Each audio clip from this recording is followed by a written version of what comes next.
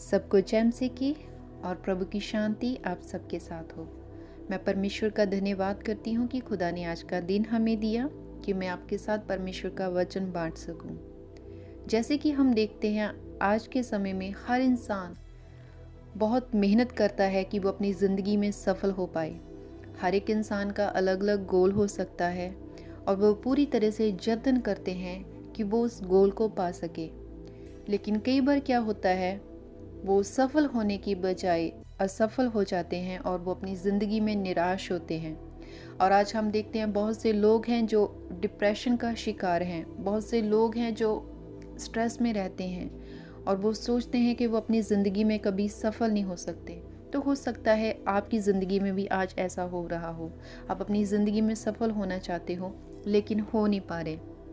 Bible में लिखा है, जहाँ यहोशू 1 अध्याय में 9 आयत को जब हम पढ़ते हैं तो वहाँ परमेश्वर का कलाम हमें क्या कहता है, क्या मैंने तुझे आज्ञा नहीं दी, ह्या बांधकर दृढ़ हो जा, भय ना खा और तेरा मन कच्चा ना हो, क्योंकि जहाँ जहाँ तू जाएगा वहाँ वहाँ तेरा परमेश्वर यहोवा तेरे संग रहेगा।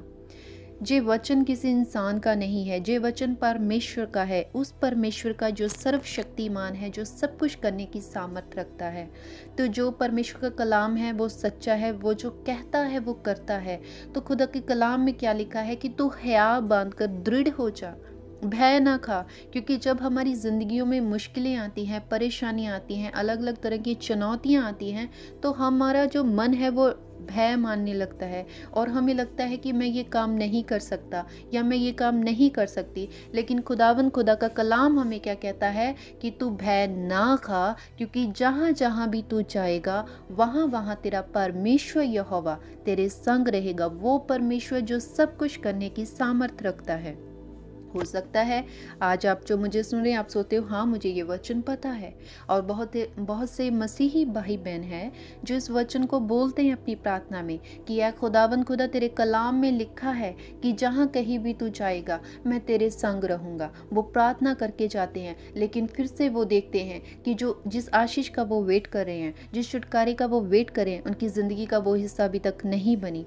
तो इस वचन को तो हम जानते हैं, बोलते हैं कि परमेश्वर के कलाम में लिखा है कि जहाँ कहीं भी तू जाएगा परमेश्वर ने बोला है कि मैं तेरे संग रहूँगा। लेकिन बहुत से मसीही भाई बहन हैं जो इसके पहले परमेश्वर बोलते हैं उस बात को भूल जाते हैं। तो मैं आज आपको बताना चाहती हूँ, जहाँ कहीं भी परमेश्वर ने हमारे साथ वायदा किया है आशीष देने का, उसके पहले हमने देखना है वहाँ पे एक कंडीशन भी होगी। 9 आयत को हम जब पढ़ते हैं हमारे अंदर विश्वास बढ़ता है और हम बोलते हैं प्रार्थना में, लेकिन उससे पहले हमें और परमेश्वर करने को कहते हैं। क्या कहते हैं? हमें 8 आयत को पढ़ूंगी आपके लिए। यहोशू 1 अध्याय की 8 आयत को में क्या लिखा है, व्यवस्था की ये पुस्तक तेरे चित्त से कभी ना उतरने पाए, इसी में दिन रात ध्यान दिए रहना, इसलिए कि जो कुछ उसमें लिखा है उसके अनुसार करने की तू चौकसी करे, क्योंकि ऐसा ही करने से तेरे सब काम सफल होंगे और तू प्रभावशाली होगा। आमीन।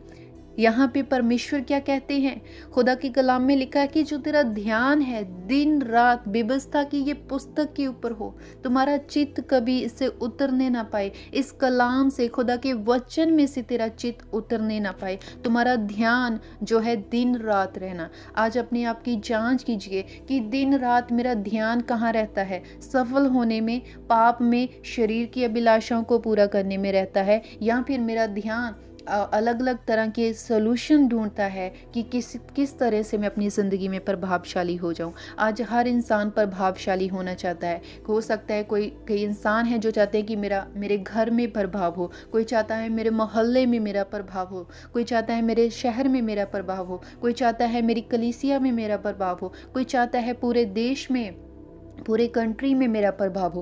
प्रभावशाली तो हम बनना चाहते हैं। क्या हम परमेश्वर के कलाम के ऊपर ध्यान देना चाहते हैं?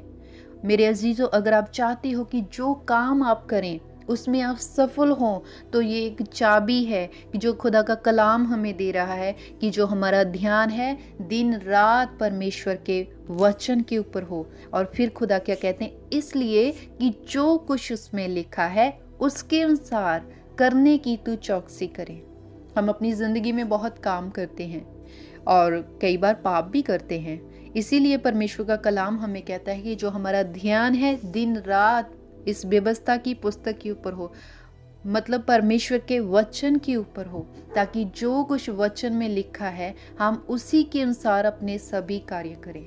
बहुत से भाई बहन हैं वचन को पढ़ते तो हैं लेकिन ध्यान नहीं करते। इसीलिए जब अलग अलग तरह की परीक्षाएं आती हैं, जब खुदावंद की ओर से उनको उत्तर नहीं मिलता, तो फिर जो वचन से बाहर के तरीके हैं वो अपनाने लगते हैं, जो गलत है, जो खुदा का कलाम हमें अलाउ नहीं करता। लेकिन परमेश्वर का कलाम क्या कहता है कि दिन रात इसके ऊपर तुम्हारा ध्यान रहे, ताकि जो कुछ भी तुम करो उसकी चौकसी करो। फिर हमें पता होगा कि नहीं, मेरा परमेश्वर का जो कलाम है वो मुझे ये करने की आज्ञा देता है और ये करने की आज्ञा नहीं देता। और खुदा का कलाम क्या बताता है, जब हम चौकसी करेंगे कि जो मैं काम कर रहा हूँ क्या वो मैं परमेश्वर के कलाम के अनुसार कर रहा हूँ या कर रही हूँ, तो खुदा के कलाम में लिखा है क्योंकि ऐसा ही करने से तेरे सब काम सफल होंगे। हम अपने पैसे से सफल नहीं हो सकते, हम अपनी बुद्धि से सफल नहीं हो सकते, हम अपनी एजुकेशन से सफल नहीं हो सकते। लेकिन जब हम अपना ध्यान परमेश्वर के कलाम के ऊपर लगाएंगे, जब हम अपना काम, अपना बिजनेस, अपनी ज़िंदगी, हम जो कुछ भी करते हैं खुदा के कलाम के अनुसार करेंगे, तो खुदा का कलाम कहता है कि ऐसा ही करने से कुछ नहीं लिखा है तेरे सब काम सफल होंगे। जब खुदा के कलाम के अनुसार हमारे काम होंगे तो हम उसमें सफल भी होंगे और हम प्रभावशाली भी होंगे। और जैसे कि हम जानते हैं परमेश्वर का कलाम सच्चा है, वो आज भी उतना ही कार्य करता है जितना हजारों साल पहले करता था। तो ये तो हम जानते हैं कि खुदा बोलता है कि यहाँ कहीं भी तू जाएगा।